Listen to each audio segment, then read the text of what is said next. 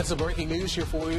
Thanks to Winter Storm Jaden, causing a bit of a traffic nightmare on an interstate there in Michigan. A multi-car pileup shutting down part of I-196 near Zeeland, and you see the road no doubt coated in the snow.